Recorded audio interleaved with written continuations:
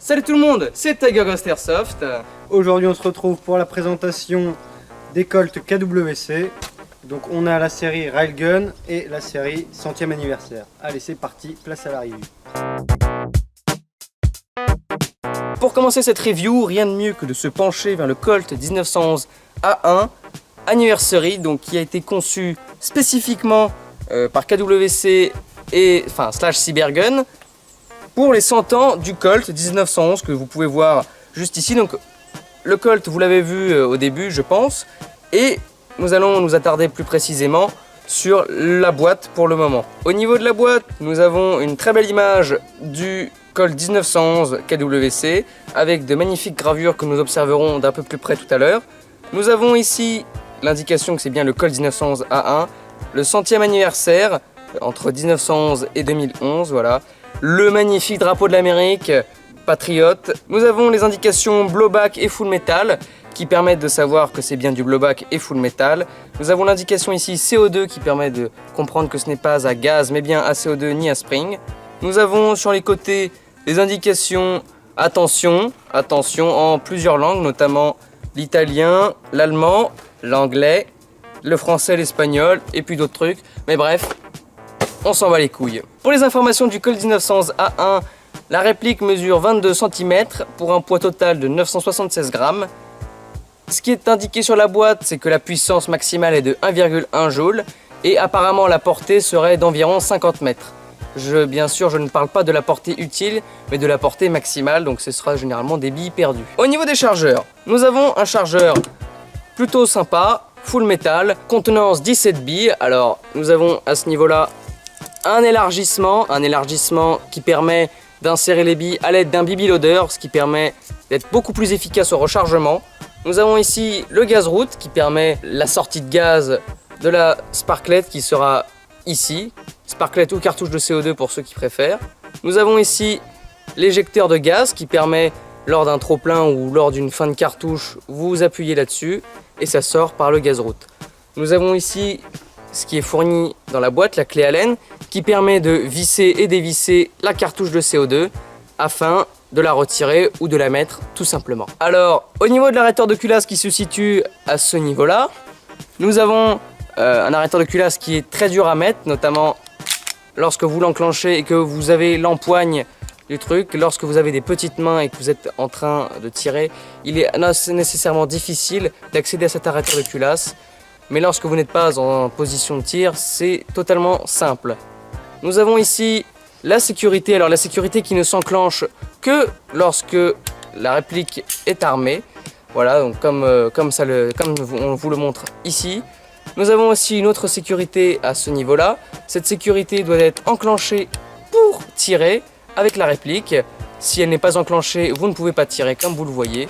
Et donc il faut bien que ce soit mis. Nous avons en effet en dessous, nous n'avons pas de rail, puisque ce n'est pas l'édition Railgun que nous vous montrerons juste après. Et c'est bien l'édition 100e Anniversary. Alors comme vous pouvez le voir, ici nous avons les plaquettes en plastique et non pas comme sur les vrais. Nous avons des marquages ici que vous pouvez voir distinctement grâce à notre caméraman. Des marquages blancs. Ce ne sont pas des gravures comme sur le Railgun. Sur le Colt 1911 Railgun, vous allez voir, ce sont de magnifiques gravures. Alors que nous avons ici de simples marquages blancs avec notamment quelques informations. Vous pouvez voir aussi de part et d'autre, donc de l'autre côté éventuellement, nous avons une autre indication avec le calibre, notamment 6 mm, le diamètre des billes. Nous avons aussi le Made in Taiwan que nous ne pouvons pas enlever malheureusement. Et voilà ce que nous avons un peu à ce niveau.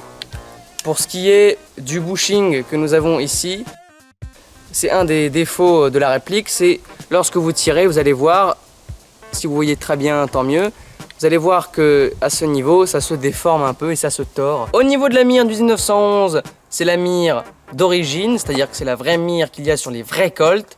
Une mire, j'allais dire classique, mais que je trouve remarquable, bien qu'elle n'ait pas les points blancs comme sur les Railgun. Les Colt 1911 Railgun possèdent les points blancs au niveau de la mire et du guide. Nous avons ici une réplique simple action, ce qui signifie que lorsque le chien n'est pas armé comme ici présent, on ne peut pas tirer.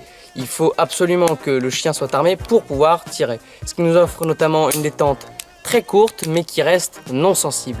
Suite à cette review du Colt 1911 A1 centième anniversaire, je vais laisser place à mon collègue qui lui va vous faire la review du Colt 1911 A1 Railgun. C'est parti pour la présentation de la série Railgun. Au niveau de la boîte, on retrouve à peu près les mêmes caractéristiques que celle du 1911 centième anniversaire. L'image du Colt 1911, juste marqué série Railgun ici. Pareil, full metal, CO2, 6 mm pour le calibre des billes. Quelques indices d'informations concernant les dangers, etc. Bon, ça, c'est un peu commun à toutes les boîtes. Nous possédons deux modèles de la gamme Railgun.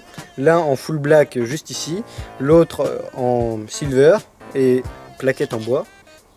Donc pour le full black, on a des plaquettes d'une couleur verdâtre un peu marron, comme vous pouvez le voir ici. Au niveau des marquages, c'est comme pour le centième anniversaire. Là, on a une sorte de numéro de série. Ici, le calibre des billes, 6 mm avec le Made in Taiwan. A noter par rapport au modèle centième anniversaire, nous avons juste ici un rail. Donc ça, c'est pour toutes les séries Railgun qui sont équipées de rails, comme vous pouvez le voir juste ici. Concernant le stainless, on a les mêmes marquages que sur le full black juste ici. Donc vous pouvez voir les plaques ici, imitation bois, bien évidemment c'est du plastique. À ce prix là, on n'a pas du vrai bois. On peut voir l'éjecteur ici qui est chrome et les marquages qui sont gravés, contrairement au Colt centième anniversaire. On a des gravures avec marqué Colt 45, le calibre, ainsi que là une petite gravure ici. Si on le retourne, on voit la série Railgun marquée juste ici. Avant de procéder au démontage de la réplique, je vais vous montrer du coup cette magnifique mire de type Novak, comme vous pouvez le voir juste ici. C'est parti, on va procéder au démontage de la réplique. Donc tout d'abord, vous retirez le chargeur. Ensuite, vous calez la culasse sur l'encoche pour sortir l'arrêteur de culasse. Comme ceci. Et ensuite la culasse vient toute seule vers l'avant. Donc là voici le corps avec le chien. Donc là vous avez la vis de réglage du hop-up, juste ici, qui bouge vers l'avant ou vers l'arrière pour régler la trajectoire de la bille de haut en bas. Ensuite vous retirez la tige guide, juste ici, puis vous enlevez cette pièce. Ensuite vous retirez le bushing et le canon sort tout seul vers l'avant.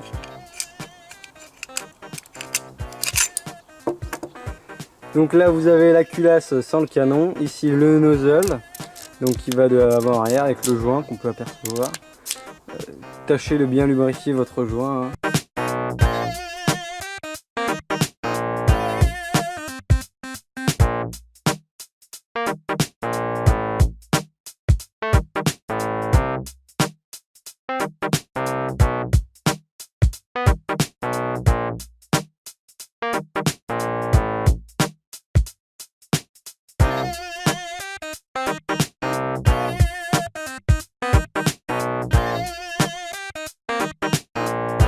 Nous avons donc terminé avec ces trois Colts de la marque KWC. Juste pour petite information, je vous montre ce holster de la marque SeaTac qui convient parfaitement avec ces trois Colts, sans rail ou avec rail. C'est un holster avec bouton poussoir. Bouton poussoir, ça veut dire que le holster tient parfaitement si l'on n'appuie pas dessus.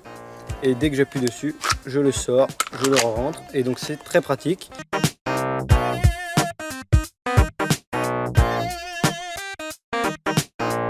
Sur ce, j'espère que cette vidéo vous aura plu.